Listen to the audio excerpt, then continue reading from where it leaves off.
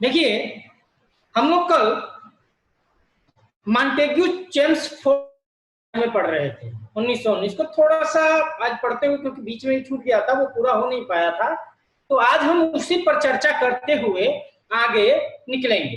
ठीक है। देखिए, मॉन्टेग्यू चेम्सफोर्ड की जहां तक हम बात करें, इसी को भारत शासन जाता है। क्या जाना जाता है? भारत शासन अधिनियम के नाम से इसको जाना जाता है। इस परिषद के अंतर्गत विधायी परिषदों का, यानी जो कानून बनाया गया था, इसके अंतर्गत विधायी परिषदों का आकार तक बढ़ा दिया गया। इसके अलावा जो परिषद था, उस परिषद में अधिकांश सदस्य चुन कर आएंगे। इस बात का भी इसमें। अगला, इसमें प्रांतों में पहली बार वैध शासन लागू करने की बात की गई। प्रांतों में पहली बार वैध शासन, और ये द्वैध शासन जो इस तरह का द्वैध शासन था, इसका जन्मदाता लाओनिस कर्टिस को माना जाता है। लाओनिस कर्टिस को इस तरह के द्वैध शासन का जन्मदाता माना जाता है। इसमें ध्यान रखिएगा, इसमें प्रांतों के अंतर्गत दो तरह के किए गए। एक आरक्षण,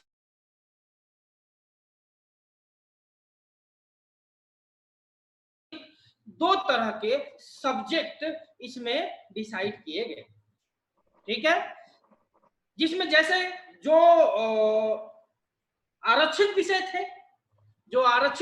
थे, उसमें महत्वपूर्ण सब्जेक्ट जो थे उसको शामिल किया गया था। जैसे वित्त विभाग जो प्रमुख विभाग था। इसके अलावा अकाल, उस समय अकाल एक बहुत बड़ी समस्या, विकट समस्या थी, तो अकाल को भी महत्वपूर्ण सब्जेक्ट में शामिल किया गया। तो ये जो था अकाल और वित्त तरह के, उसको आरक्षित रखा गया। और इसका ध्यान रखिएगा, इसका जो जिम्मा था, ये महत्वपूर्ण जो जिम्मा था, ये प्रशासन, गवर्नर, इसका प्रशासन जो था गवर्नर और उसके एग्जीक्यूटिव काउंसिल के पास ये रखे गए थे। इसके अलावा जो कम मुद्दे के थे,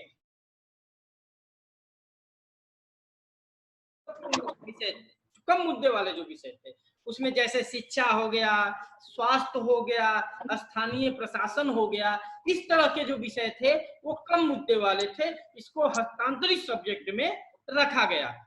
इसमें इसका प्रशासन गवर्नर जनरल अपने मंत्रियों की सहायता के साथ करता था। ठीक है। यह तो प्रांत की बात हो गई। अब हम बात करते हैं केंद्र। केंद्र में कैसी व्यवस्था थी? तो द्विसदनीय व्यवस्था लागू किया गया था। केंद्र में कैसा व्यवस्था लागू किया गया था? तो द्विसदनीय व्यवस्था केंद्र में भी लागू की गई थी।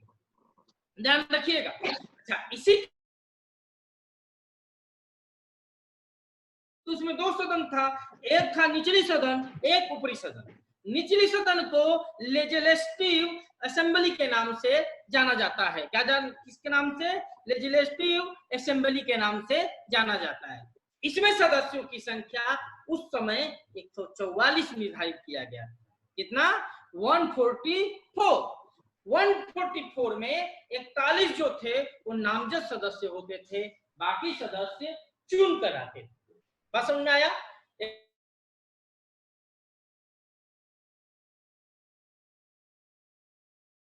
थे। ये तो हो गई आपके निचली सदन की बात। अब हम बात करते हैं ऊपरी सदन, अर्थात council of states. Council of states, इसमें सदस्यों की संख्या 60 होती थी, 60 में से 26 जो होते थे वो नामजद होते थे, और 34 जो होते थे वो चुने हुए सदस्य होते थे। बात समझ में आ गया? क्या होते थे? 26 नाम इसमें शामिल किए जाते थे। इसी अधिनियम के द्वारा भारत में पहली बार, इस अधिनियम के द्वारा, कौन सा अधिनियम, जो 1919 का अधिनियम लाया गया था, भारत शासन अधिनियम 1919, इसी अधिनियम के द्वारा भारत में पहली बार लोक सेवा आयोग की स्थापना की बात की गई।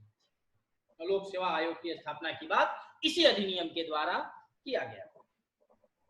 इसके अलावा इस अधिनियम के द्वारा अगर हम बात करें तो विधानमंडल में संबंध में पहली बार अधिकार दिया गया कि विधानमंडल में बजट पेश किया जा सकता है, और प्रत्येक वर्ष बजट जो होता है, बजट का जो प्रस्ताव होता था वो दोनों सदनों में प्रस्तावित होता था, दोनों सदनों में रखा जाता था। अच्छा, इस अधिनियम में एक और था, एक और कड़ी थी, उसको भी हम नजरअंदाज नहीं कर सकते हैं। 1919 के जो भारत शासन अधिनियम बनाया गया था उसमें पंजाब के सिख, पंजाब के गैर ब्राह्मण को पृथक निर्वाचक मंडल प्रदान करने की बात की गई। बात समझ में आ गया ना? इसके अलावा इस अधिनियम के खंड 5 में यह डिसाइड किया गया था कि प्रत्येक 10 वर्ष के बाद इस शासन व्यवस्था की कार्यप्रणाली की जांच की जाएगी कि कितना कारगर है, क्या सही है, क्या नहीं सही है, और इसीलिए बात करने की बात की गई थी। एक आयोग बनाया जाएगा और उस आयोग की जांच करेगी कार्यप्रणाली सही चल रही है, नहीं चल रही है, और उसमें सुधार लाया जा सकता है कि नहीं। ये हर 10 साल के बाद इसी प्रावधान के अंतर्गत आगे चलकर आप देखोगे तो साइमन कमीशन, याद होगा ना, साइमन आयोग का गठन इसी प्रावधान के अंतर्गत किया गया था।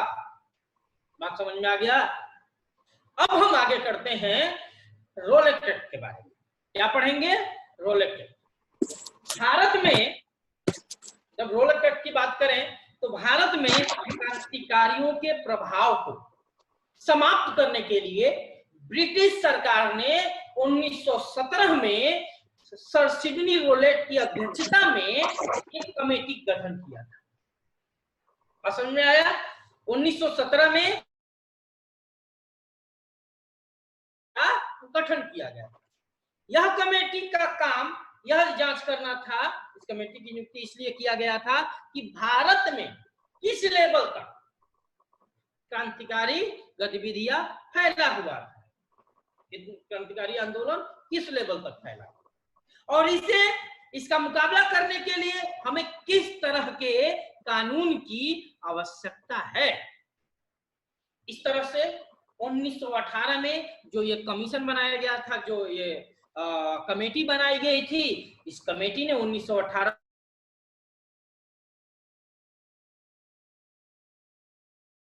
के सुझाव पर फरवरी 1919 में 2 विधेयक लाए गए।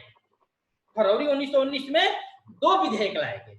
एक विधेयक तो क्या नाम है, वापस ले लिया गया जाता है, परंतु एक विधेयक वापस ले लिया जाता है, परंतु जो दूसरा विधेयक था जिसका नाम था क्रांतिकारी एवं अराजकतावादी अधिनियम, उसको 18 मार्च 1919 कर दिया जाता है।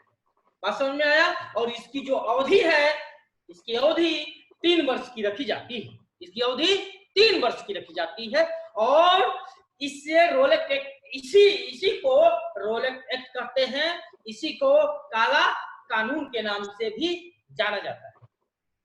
बात समझ में आ गया? अब हम चर्चा करें कि ये रोलेट एक्ट क्या है। ये रोलेट एक्ट क्या है, इसमें किस तरह की व्यवस्थाएं की गई। तो ध्यान रखिएगा, इस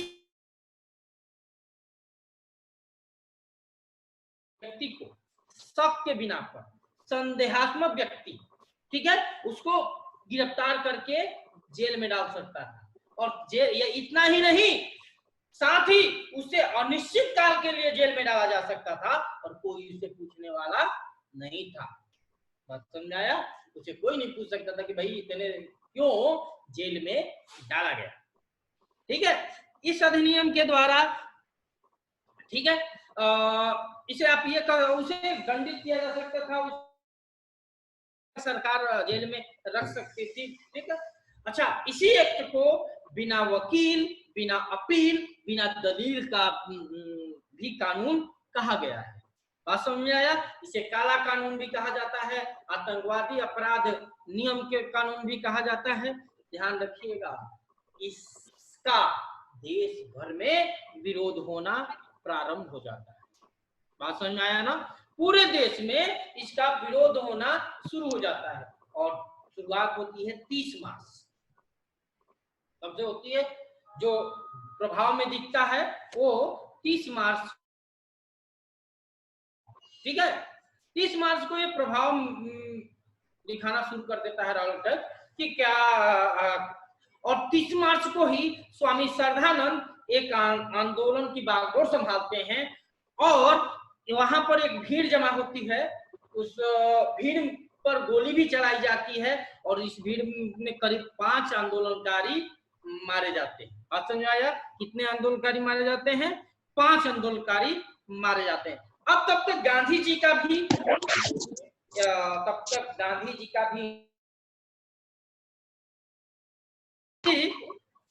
इस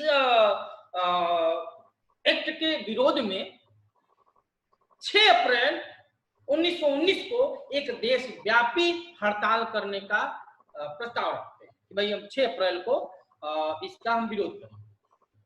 ठीक है, इधर दिल्ली में तो विरोध चल ही रहा था, देश के अन्य हिस्सों में भी विरोध उसी तरह चल रहा था और खास करके पंजाब काफी प्रभावित था। लाहौर और पंजाब का जो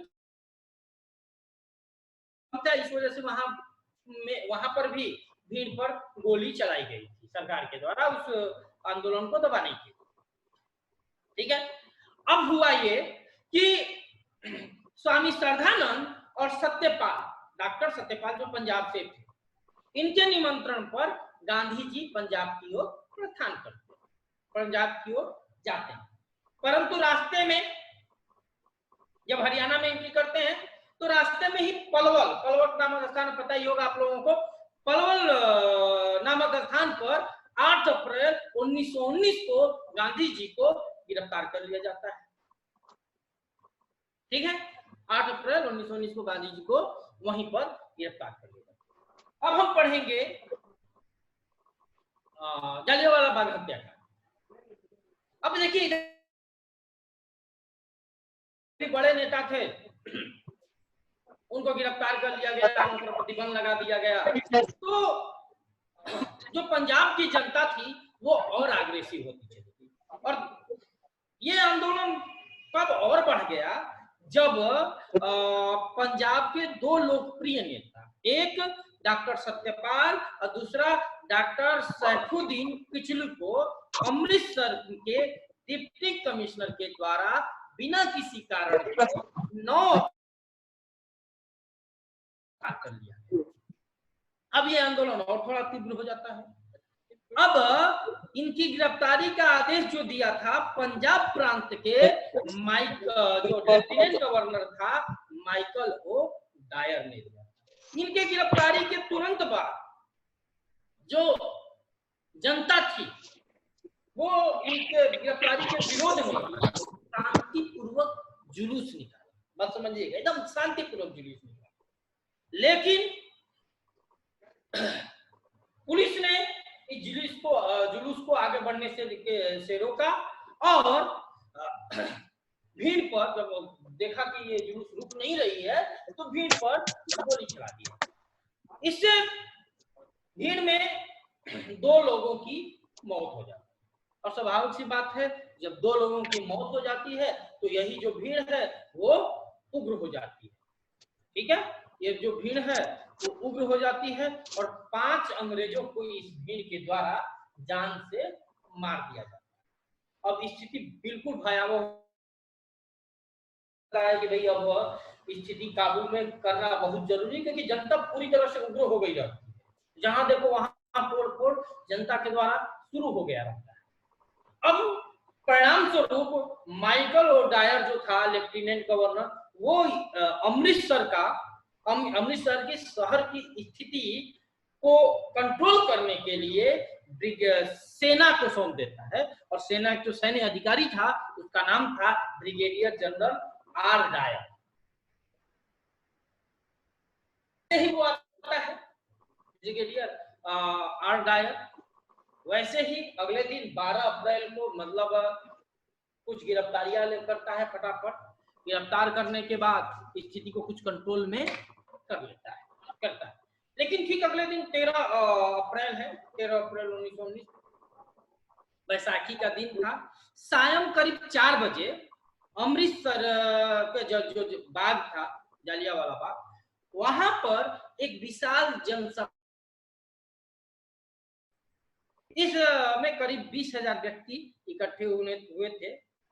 और ध्यान रखिएगा, ये जब अभी जो क्या नाम है जनसभा के शुरू होने से पहले ही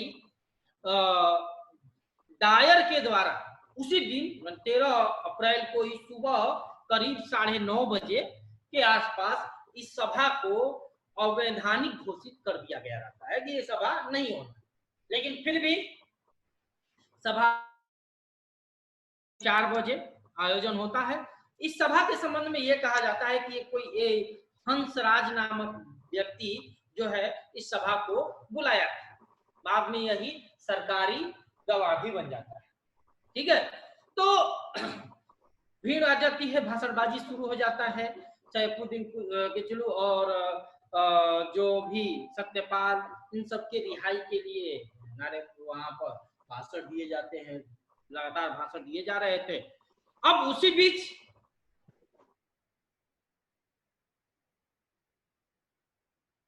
एंट्री होती है और वह आते ही कुछ पुलिस वालों को गेट पर खड़ा कर देता है और आदेश देता है कि 3 मिनट के अंदर ये हमें जो ये बाग है वो पूरी तरह से खाली होना चाहिए।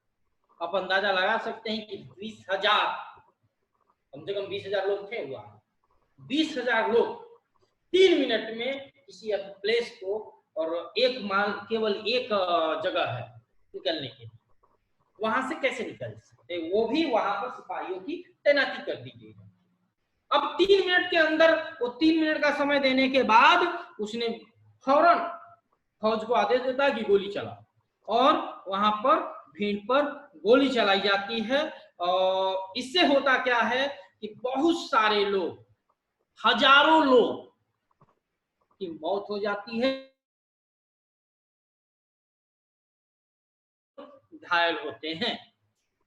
हजारों लोग मारे जाते हैं, करीब करीब 3,000 लोग मारे जाते हैं। लेकिन सरकारी आंकड़ा चूंकि हमेशा छुपाकर बताया जाता है, तो सरकारी रिपोर्ट के अनुसार 379 लोगों की मौत बताया गया है और 1200 लोगों को घायल इस रिपोर्ट में बताया जाता है। ध्यान रखिएगा, इस हत्या का, अब जो जलियांवाला बाग हत्याकांड हुआ था उसका पूरे भारत में विरोध होना प्रारंभ हो गया। जो एक दीनबंधु एफ एड्रूज का नाम आप लोग सुने ही होंगे, उन्होंने इसे जानबूझकर की हत्या का नाम दिया था कि जानबूझकर हत्या किया गया है। इसी तरह बहुत सारे लोगों ने इसका विरोध व्यक्त किया है। लेकिन जो लेफ्टिनेंट गवर्नर माइकल ओडायर था, इस कृत्य के संदर्भ में उसका नजरिया कुछ और था। वो कहा कि देखिए, उसने डायर किया, यहाँ पर जो गवर्नर ब्रिगेडियर डायर था उसकी तारीफ ये माइकल ओडायर ने किया और कहा कि देखो तुम्हारी कार्यवाही ठीक है, और गवर्नर इसे स्वीकार करता है। परिणाम स्वरूप देश के जितने भी बड़े लोग थे, जो बड़े नेता थे, जैसे रविन्द्रनाथ टैगोर ने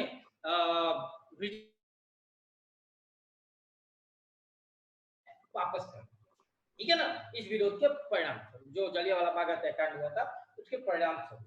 ठीक है, तो इस तरह से जब हर तरफ से प्रेशर बनना शुरू हो गया सरकार पर, तब उसने एक इस जलियांवाला बाग हत्याकांड की जांच के लिए एक कमेटी का गठन कर दिया। और इसी कमेटी को क्या बोलते हैं, हंटर कमेटी के नाम से ये कमेटी जाना जाता है ना, जो जालियांवाला बाग हत्याकांड की जांच करे। यह कमेटी जो है 1 अक्टूबर 1919 को गठित की गई। इस कमेटी में 8 लोगों को शामिल किया गया था, जिसमें से 5 जो थे अंग्रेज थे और 3 जो थे वो भारतीय थे। बात समझ आया?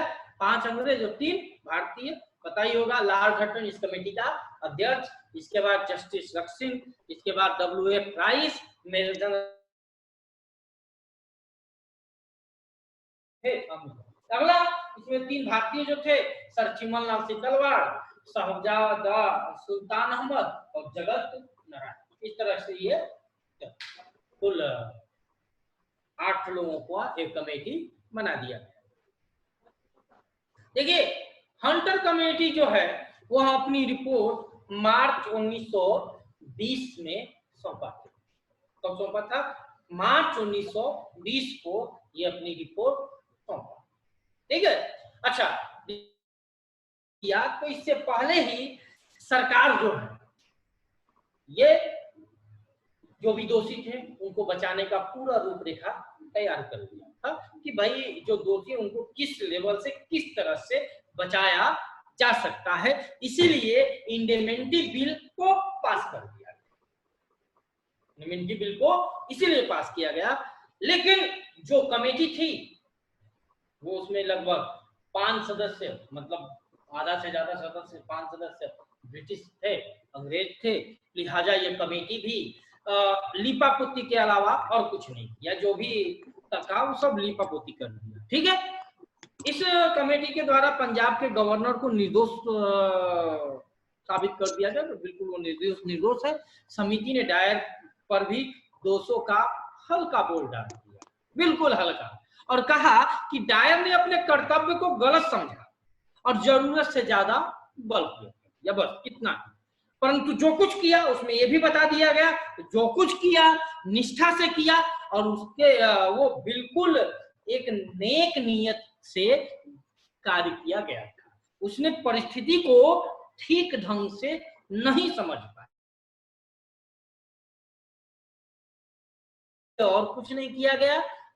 इस अपराध के लिए डायर को बस नौकरी से निकाल दिया गया, बस इतना सा ही उसके ऊपर दोषारोपण किया गया था और यही उसके लिए सजा थी कि नौकरी से हटा दिया। नौकरी से हटाने के बाद जो ब्रिटिश अखबार वाले थे, ब्रिटानी अखबार वाले थे, वो ब्रिटिश साम्राज्य का रक्षक तक इसको कहने लगे। बड़ा इसका समर्थन मिला था वहां के मीडिया के द्वारा, ब्रिटिश मीडिया के द्वारा इसको पूरा सपोर्ट दिया गया था। ठीक है, और इसे ब्रिटिश साम्राज्य का शेर तक कहा गया। सर के लिए उसे मान की तलवार की उपाधि दे दिया। इसके अलावा एक अखबार है इंग्लैंड का, मॉर्निंग पोस्ट। क्या नाम है? मॉर्निंग पोस्ट नाम का एक न्यूज़पेपर है इंग्लैंड का। उसके द्वारा डायर के लिए करीब करीब 30,000 पाउंड इकट्ठा किया गया था। आप समझ सकते हैं कि डायर रातों रात इस घटना से इंग्लैंड का हीरो बन जाता है। ठीक है, बाद में जो पंजाब का लेफ्टिनेंट गवर्नर था माइकल ओ डायर, उसकी हत्या उधम सिंह जो है मार्च 1940 में कर देते हैं। बाद में गिरफ्तार भी हो जाते हैं और उनकी मृत्युदंड को दे दिया जाता है। तो ये जो कमेटी बनाई गई थी वो तो ब्रिटिश सरकार के द्वारा बनाई गई। एक और कमेटी बनी थी जो कांग्रेस के द्वारा बनाया गया था, जिसको तहकीकात कमेटी के नाम से जाना जाता है। 1919 में बनाया गया। ये भी जालियांवाला बाग हत्याकांड की जांच के लिए ही कांग्रेस के द्वारा बनाया गया था। इस कमेटी का अध्यक्ष थे मदन मोहन मालवीय। ठीक है ना, मदन मोहन मालवीय जी इस कमेटी के अध्यक्ष थे। इस कमेटी के सदस्य के तौर पर महात्मा गांधी, मोतीलाल नेहरू, अब्बास तैयब जी, सीआर दास और पुपुल जयकर थे। ठीक है, इस कमेटी ने जो अपनी रिपोर्ट सौंपी, इसमें अधिकारियों के बर्बर कृत्य का पूरा निंदा किया गया था। अधिकारियों को दोषी बनाया गया। सरकार को भी कहा गया कि भी जो दोषी हैं उनके खिलाफ कठोर कार्रवाई किया गया। उनके खिलाफ कठोर कार्रवाई करने की यहाँ बात की जाती है। ठीक है, लेकिन इसके अलावा जो मरे हुए थे उनको, जो मरे हुए थे और जो चोटी थे उनको मुआवजे की मांग की गई थी इस कमेटी के द्वारा, लेकिन सरकार ने एक कान से सुना और दूसरे कान से इसको निकाल दिया। बिल्कुल इस पर कोई भी ध्यान सरकार के द्वारा नहीं दिया गया था। बात समझ आया? सरकार के द्वारा इस मुद्दे पर बिल्कुल ध्यान नहीं दिया गया और एक कान से सुनकर दूसरे कान की तरफ निकाल दिया। परिणाम स्वरूप गांधी जी के द्वारा असहयोग आंदोलन चलाने का भी निर्णय लिया गया। बात समझ आ गया? देखिए, अब हम दूसरे आगे थोड़ा बढ़ते हैं और स्वतंत्रता संघर्ष का तीसरा चरण पर चर्चा करते हैं कि तीसरे चरण में क्या हुआ। बात समझ आया ना? तीसरे चरण पर हम अब चर्चा करें। स्वतंत्रता संघर्ष का जो तीसरा चरण है वो 1919 से लेकर 1947 तक का काल माना जाता है। पूरा 1919 से लेकर 1947 तक का ये पूरा काल माना जाता है। ठीक है।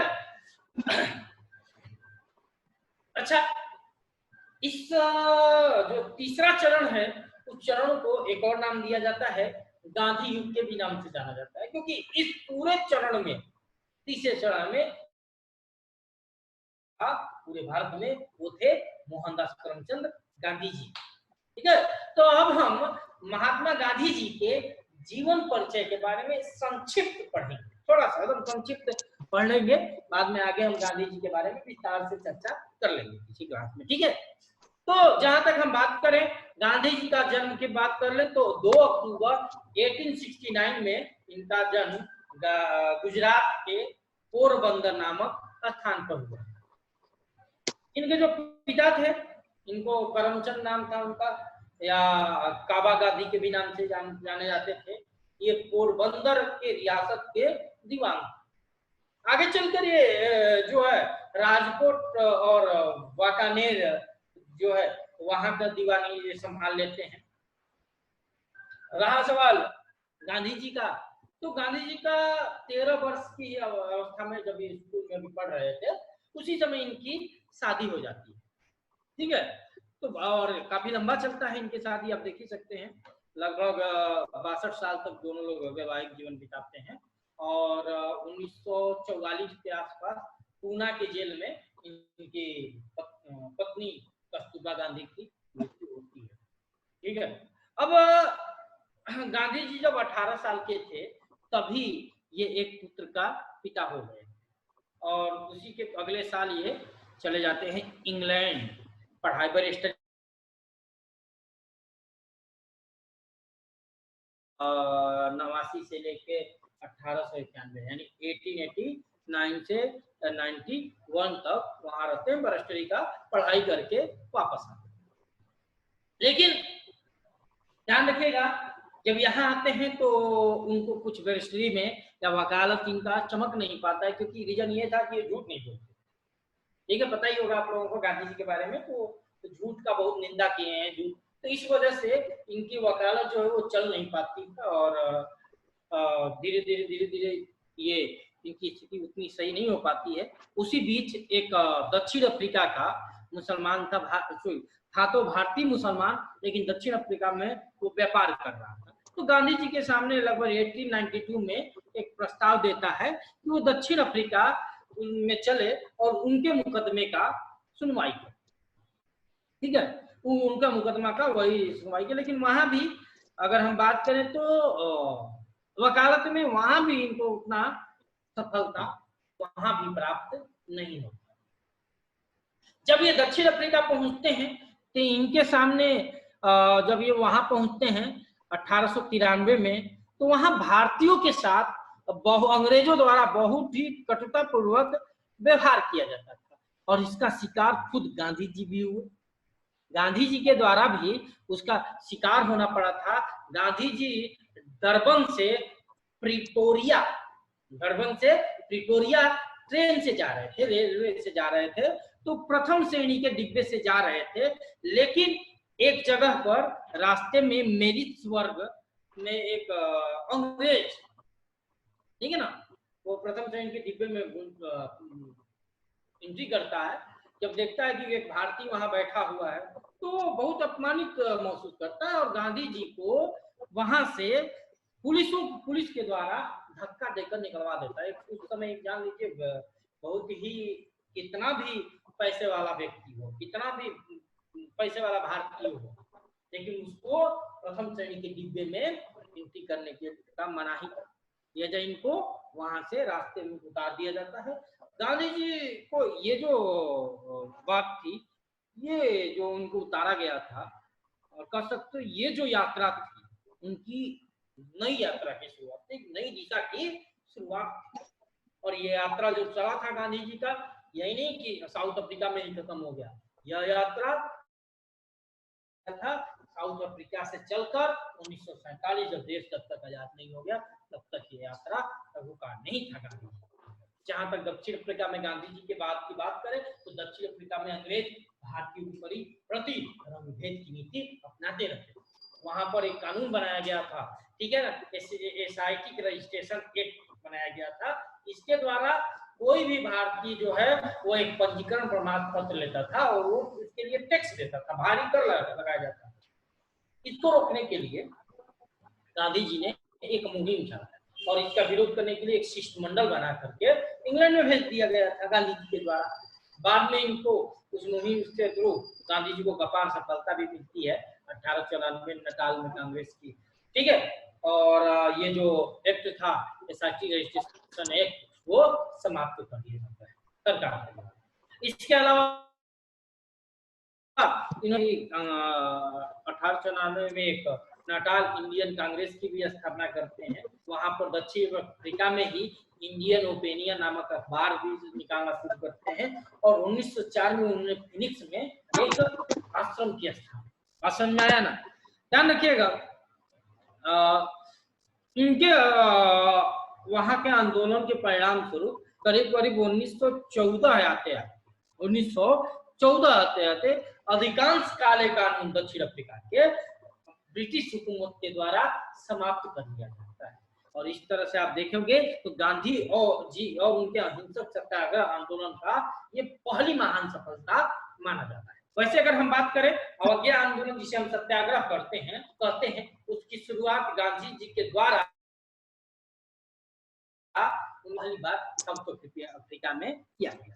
कब किया गया था? पहली बार कब शुरुआत की गई थी? ये सत्याग्रह की शुरुआत कब की गई थी? तो 1906 में साउथ अफ्रीका में इसका शुरुआत किया गया, है ना। अब गांधी जी 1915 में भारत में एंट्री करते हैं। तो जब भारत आते हैं तो उस समय यहाँ पर वो आते ही उस समय दबदबा बहुत, अगर बात नरम पद्यों का दबदबा था, पता ही होगा। और उसमें दो नेता ऐसे थे जिनका बहुत ही अहम रोल था, बहुत ही वो उस समय जाने माने नेता के तो गोपाल कृष्ण गोखले। तो आते ही ये गोपाल कृष्ण गोखले से संपर्क, ठीक है। जब यहाँ गोपाल कृष्ण गोखले से संपर्क किए और सुझाव मांगा क्या हमें करना चाहिए, क्या नहीं करना चाहिए, तो गोपाल कृष्ण गोखले ने इनको सुझाव दिया कि देखिए अभी आप यहाँ आए हो तो यहाँ की परिस्थिति को समझो, अभी यहाँ की परिस्थिति को समझो, उसी समय आने दो, इसके बाद आप यहाँ के क्या नाम है आंदोलन एक मुहिम चलाना, जो भी स्वतंत्रता का मुहिम चलाना वो आगे चलाना, आंदोलन जो भी करना अभी रुक करना। अब यहाँ जो है गांधी जी का एक तर्क ये था कि भाई देखिए हमने तो एक बहुत बड़ा सफल अभियान करके साउथ अफ्रीका से वापस आ लौटे हैं, वहां देखिए हमने अंग्रेजों को झुका दिया। तो गोपाल कृष्ण गोखले का कहना था कि भाई देखो वहां पर स्थिति कुछ और थी, यहाँ की स्थिति कुछ और है। वहां केवल जो लड़ा गया था रंगभेद के लिए लड़ा गया था, लेकिन यहाँ जो की लड़ाई कुछ और है, यहाँ की लड़ाई स्वतंत्रता की लड़ाई है। इसलिए थोड़ा वॉच करो, वेट एंड वॉच की नीति अपनाओ, ठीक है। अब गांधी जी भी गोपाल कृष्ण गोखले को अपना राजनीतिक गुरु स्वीकार करते हैं, राजनीतिक गुरु बना लेते हैं। उसी बीच अगर हम देखें तो करीब करीब 1914 से 1948 के बीच, क्या नाम है, सॉरी 1914 से 1918 के बीच प्रथम विश्व युद्ध की भी शुरुआत हो जाती है। गांधी जी सरकार का यहाँ पर सहयोग देना शुरू कर देते हैं, क्योंकि इनका मानना ये था कि अगर हम सरकार का सहयोग करेंगे तो युद्ध के समाप्ति के बाद भारतीयों को इनके सहयोग के बदले उनको स्वराज प्रदान कर दिया जाए। गांधी जी की ये सोच थी कि भाई अगर हम इनको क्या नाम है सरकार का सहयोग करेंगे तो सरकार भी इसके उपलब्ध में जब युद्ध समाप्त हो जाएगा तो खुश होकर स्वराज दे देगी। और ये बहुत सारे लोगों को सेना में भर्ती होने के लिए प्रोत्साहित भी किया। इसीलिए कुछ लोग गांधी जी से काफी नाराज हो गए, ठीक है, ये तो अंग्रेजों का सहयोग कर रहे हैं, और इसी कारणवश भर्ती करने वाला सार्जेंट तक कहा जा गया लोगों, ठीक है। यहाँ आने के बाद 1916 में इन्होंने साबरमती में एक आश्रम अहमदाबाद के करीब साबरमती आश्रम की स्थापना किया था। बताया होगा आप लोगों को साबरमती आश्रम, ठीक है। अप्रैल 1917 में यहीं से वो किसानों का जो चंपारण आंदोलन है यहीं से शुरू किया था। हम आगे उसका चर्चा अगले लेक्चर में कर लेंगे, ठीक है ना। कौन सा? चंपारण सत्याग्रह 1900, ठीक है। अच्छा, बहुत ही महत्वपूर्ण पार्ट है अगला, गांधी जी का उपलब्धियों की शुरुआत होगी गांधी के द्वारा जो किए गए आंदोलन है, उसका चर्चा हम नेक्स्ट लेक्चर में करेंगे, ठीक है। समझ में आया सारा कुछ? ठीक है, थैंक यू।